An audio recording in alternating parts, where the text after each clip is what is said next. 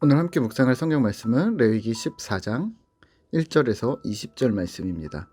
레위기 14장 1절에서 20절 말씀입니다. 오늘은 20절 말씀을 읽어드리겠습니다. 제사장은 그 번제와 소제를 제단에 드려 그를 위하여 속죄할 것이라. 그리하면 그가 정결하리라. 아멘. 오늘 함께 생각할 주제는 회복의 의미입니다. 본문 레위기 14장에서는 피부 질환이 나은 사람을 위해 제사장들이 행해야 할 회복 의례를 기록하고 있습니다. 이 의례는 하나님이 병을 치유해 주셨다는 믿음을 공적으로 선언하는 의식이라고 보시면 될 듯합니다. 제사장은 그 환자의 증상을 살피고 진찰합니다.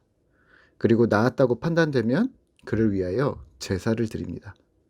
새를 2마리 가져오게 하고 특이한 예식을 합니다. 한 마리는 제물로 바치고 다른 한 마리는 그 새의 피를 묻혀서 놓아줍니다. 마치 한 마리의 새가 피를 흘린 후에 다시 살아나 날아가는 것처럼 보이게 하는 것인데요. 실제로 죽였다가 살릴 수 없기 때문에 이렇게 2마리의 새로 회복과 부활을 상징하는 의식을 치른 듯합니다. 이런 퍼포먼스는 레위기 16장의 아사셀 염소에게서도 나타나는데요. 2마리의 같은 염소를 취하고 한 마리는 제물로 바치고 다른 한 마리는 광야로 내보내며 그 염소에게 죄의 짐을 지운다는 예식과 많이 닮아 있는 모습입니다.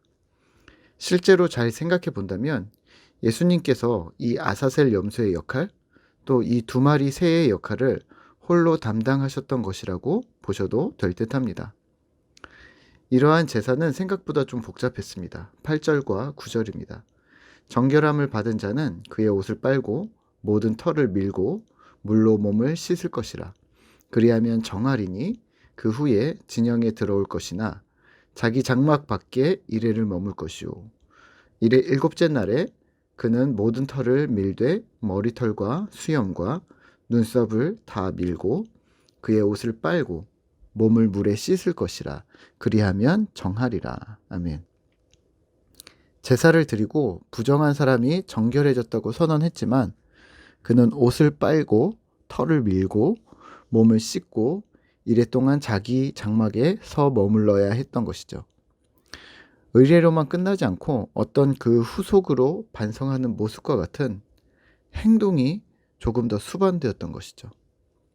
1절에서 9절이 진영 밖에서 행한 의식이라면 이어지는 10절부터는 8째 날 그 사람이 성막에 들어와서 하나님께 드려야 할 소제와 요제, 번제, 속죄제, 속건제에 대해서 설명하고 있습니다.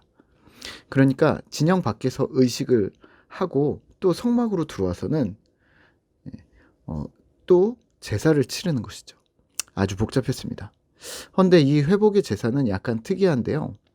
레위기 7장에서 등장했던 제사장 위임식 때와 비슷한 방식으로 회복된 자의 오른쪽 귓부리와 엄지손가락, 엄지발가락에 기름을 바릅니다. 회복된 자에게 이러한 제사장을 위임할 때 하는 방식을 동일하게 했던 이유가 무엇이었을까요? 네, 바로 예배자로의 회복입니다.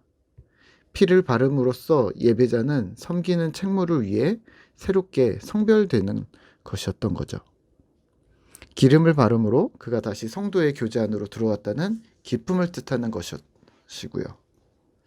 그러면 오늘 우리가 기억하고 행해야 할 것은 무엇일까요? 네, 우선은 익히 들으셨을 테지만 예배자 됨을 회복하셔야 합니다. 예배자가 된다는 말은 무엇일까요? 죄인인 우리가 다시 주님 앞으로 나아가게 되었다는 말입니다. 주님 앞에 나아가 주님을 만난다는 말입니다. 교회가 지척거리에 있는 오늘날의 우리는 하나님께 나아감을 상대적으로 가볍게 여깁니다. 언제든지 나아가면 된다고 생각하는 거죠. 하지만 실제로 하나님을 만나 뵙지 못합니다. 집안에 성경책이 여러 개가 꽂혀 있지만 말씀을 쉽게 읽을 것이라고 생각하고 가벼이 여길 때가 있습니다. 언제든 손을 뻗어 쥐어들면 된다고 생각하는 것이죠. 하지만 실제 손에 성경을 붙잡는 일은 그리 많이 일어나지 않습니다. 무엇이 문제일까요? 네, 자유롭게 살아가는 것이 익숙해진 오늘날 우리의 환경이 하나님 존전의 피조물이 나아가는 거룩하고 엄청난 예식에 대한 중요성을 간과하기 시작한 것이죠. 마치 아버지가 대통령이라고 생각을 해볼까요? 예, 물론 그랬으면 좋겠습니다만, 아버지가 대통령이라고 생각한다면, 근데 집안에서 이 아버지에게 아빠라고 부르고 짜증도 내고 화내고 또 등에 올레타거나 놀리고 그런 일들이 가족이기 때문에 가능합니다.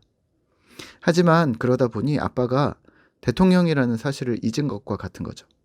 한 나라를 책임지고 국민의 안전과 안위를 걱정해야 하는 엄청난 책무를 가진 사람이라는 것, 그리고 또 더 나아가서 국군 통수권자로서 60만 대군을 움직이기도 하고 여러 곳에서 공권력의 힘을 막강하게 행사할 수 있는 권세를 가진 사람이라는 것을 자꾸 잊는 거죠. 사실 실제 진짜 우리 아버지가 대통령이라면 이 사실을 절대 잊지 않을 듯한데요.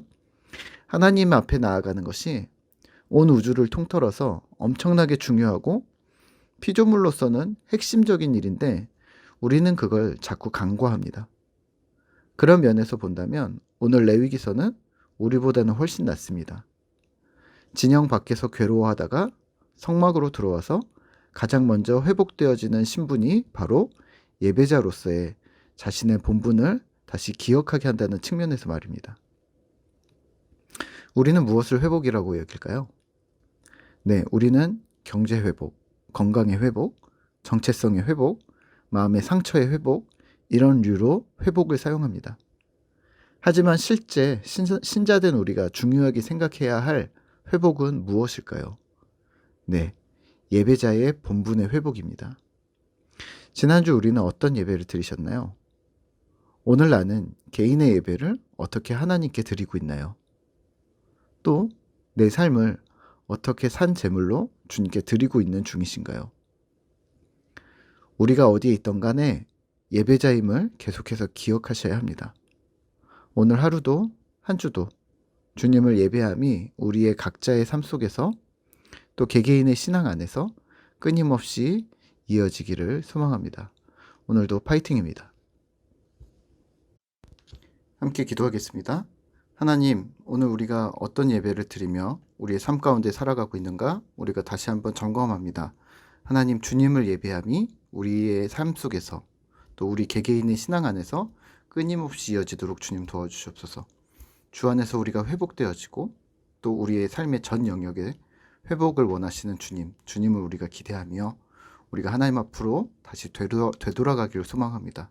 아버지, 오늘도 우리를 붙들어 주시고 우리를 지켜주셔서 주의 회복을 진정으로 경험하는 주의 백성들이 되어지도록 주님 도와주시옵소서.